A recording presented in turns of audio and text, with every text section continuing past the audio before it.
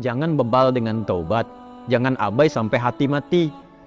Ya, kalau sudah hatinya mati susah nanti.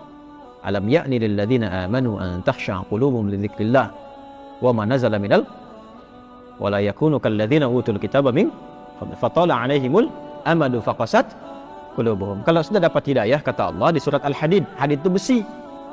Besi sekuat-kuatnya masih bisa lunak. Hati antum itu bukan dari besi, masa nggak bisa lunak? Batu itu sekeras-kerasnya masih bisa tasbih, masih bisa pecah kalau mendengar asma Allah. Makanya keluar air. Ada air terjun macam-macam dari batu itu mendengar asma Allah itu pecah itu. Keluar. Ini bab iman ya.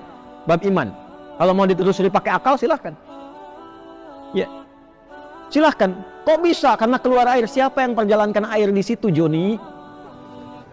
Kok bisa masuk ke situ? Kok bisa keluar? Nah, batu aja yang keras itu kalau mendengar asma Allah bisa pecah. Bahkan bisa mengeluarkan air dan bermanfaat. Antum itu batu itu, ya kalau kita lihat kerasnya luar biasa. Tapi hati kita itu kan bukan dibuat dari batu. Masa batu yang keras saja masih bisa lembut mendengar asma Allah?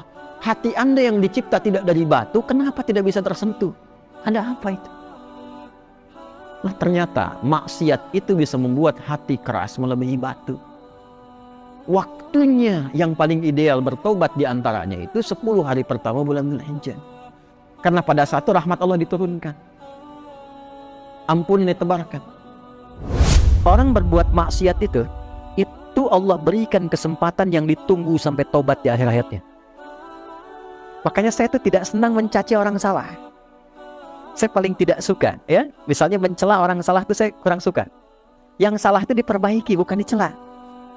Minimal kita doakan supaya dia kembali. Itu adabnya dalam Islam. Kenapa? Karena ketika orang maksiat ini dia bertobat, itu naik statusnya menjadi hamba yang dicintai Allah. Gitu. Dan tidak mudah loh melepaskan diri dari maksiat. Ada orang mabuk, jadi kebiasaan, pengen menghilangkan mabuknya, itu nggak mudah. Ketika dia lepas dari sifat mabuknya, itu dihargai tinggi oleh Allah. Perjuangannya itu diapresiasi. Sampai turun ayat, Quran surah kedua, ayat 222. Innallaha yuhibbut tawwabin. Allah sangat mencintai orang taubat. Karena untuk taubat itu butuh perjuangan. Bebas dari riba itu nggak mudah, butuh perjuangan. Ya, orang yang mabuk ingin bebas dari mabuknya butuh perjuangan. Perempuan yang ingin berjilbab butuh perjuangan. Jadi ketika mengenakan itu belum terbiasa dengan jilbabnya, itu di hadapan Allah dicintai hamba itu. Baik, karena itu saya sering katakan, Allah lebih mencintai pelaku maksiat yang gemar bertobat dibandingkan orang soleh yang tidak pernah merasa salah. Apa hukum membaca Al-Quran dari HP?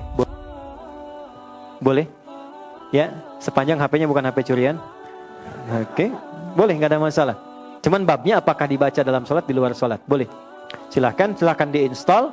Kalau sudah, kemudian ditutup kembali, dimatikan kembali. Dan ini beda nanti dengan mushaf. Kalau HP kan melekat, dibawa.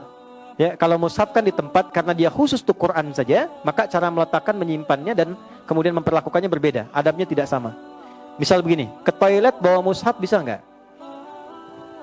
Bisa, tapi nggak boleh. Ya, nggak boleh, haram hukumnya. Jelas kan? Ya, paham ya?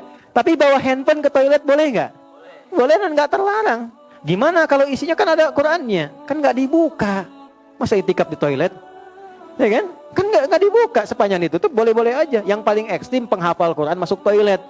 Kan Qurannya ada dalam dirinya kan? Iya kan? Masa simpan dulu kepalanya baru masuk, kan tidak mungkin. Ya? Nah, jadi handphone itu mushaf. Anda mau baca Quran di handphone boleh. Keutamanya sama nggak dengan mushaf? Ada beda sedikit. Bedanya apa? Dari mulai adab, dari keutamaan tidak sama di situ. Tapi pahalanya baca. Jadi kalau Allahumma itu bentuknya merendah. Tawadhu. Jelas ya? Dia merendah sifatnya. Jadi kalau sudah menyebut Allahumma, kita merendahkan diri kita. Memohon dengan kelembutan. Itu yang dimaksud di Quran surah ke-7 Al-A'raf itu di ayat 205. Wadhkur rabbaka fi nafsika tadarruan wa khifatan wa dunal jahri minal qawl. Kalau mau memohon cepat dikabul, jangan meninggi, merendah. Ya, jadi semakin kita merendah, semakin Allah meninggikan. Jadi orang yang banyak sujud, kenapa diangkat derajatnya? Karena dia banyak merendah. Semakin merendahkan dirinya, semakin Allah angkat. Balik, semakin mengangkat, semakin direndahkan. Kenapa itu? Ya, Azazil itu yang terhormat. Azazil terhormat tuh di alam langit itu terhormat. Ya, runtuh jadi iblis dan jadi syaitan karena meninggi. Begitu dia tinggi, Allah rendahkan. Itu kan ada dialognya di Quran surah ke-7 kan? Al-A'raf ayat 12. Qala ma mana'aka alla tasjuda idh amartuk. Dia berkata, ana khairum minhu.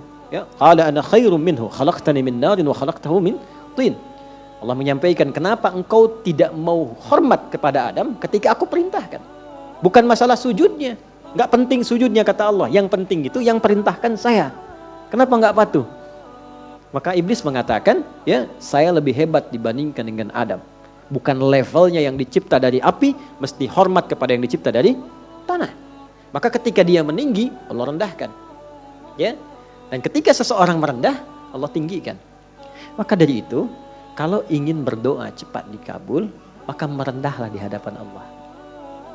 Jangan membawa ketinggian, rendah. Jadi insya Allah sepanjang hidup, ingat ya, sepanjang hidup selalu ada kesempatan menjadi soleh. Salah itu ya manusia. Ya, karena ada nafsu. Gak mungkin ada manusia itu sempurna, gak pernah salah, mustahil. Fala tuzakku anfusakum. Jangan mengklaim diri sebagai orang suci kata Allah, karena pasti salah. Kecuali Nabi dan Rasul yang dijaga dengan sifat maksum, terjaga dari salah. Kita bukan Nabi, bukan Rasul, pasti salah. Tapi berbahagianya kita, Allah menurunkan kemuliaan dengan hadirnya taubat yang menutup salah itu. Jadi ternyata salah itu diizinkan terjadi supaya belajar dari situ menjadi lebih baik. Ya, jadi kalau lisan pernah salah, itu otomatis hatinya pasti mencela tuh. Nah, celaan hati ini untuk memperbaiki lisan supaya nggak salah lagi, supaya berubah jadi soleh. Coba, maaf ya, maaf. Kalau ada anak berbuat salah, orang tuanya marah, setelah itu menyesal tidak? Nyesal. Berselisih paham dengan tetangga, setelah itu mencela. Nah, selesai mencela itu pasti tuh sepersekian itu ketika lewat ada penyesalan. Walaupun kadang keangkuhan menutupi itu. Nah, penyesalan itu sebetulnya itu fitrah. Ya, fitrah itu ada dua maknanya. Al-muyul ilal haqqi, ya, wal muyul ilad dini. Yang pertama cenderung pada kebenaran, itu yang universal. Yang kedua cenderung pada agama, ketaatan menaati Allah. Ya. Nah, pada yang pertama ini semua merasakan hal yang sama. Makanya kalau ada orang berbuat salah, hatinya pasti mencela dan meluruskan dulu. Nah, itulah fitrah kesolehan yang ingin membimbing setiap hamba supaya belajar dari salah, dirubah menjadi soleh. Jangan takut dengan rizki. Kita harus takut kalau ditinggalkan oleh yang punya rizki. Allah subhanahu wa ta'ala. Jangan takut dengan dunia. Takutlah kita kalau ditinggalkan oleh yang punya dunia.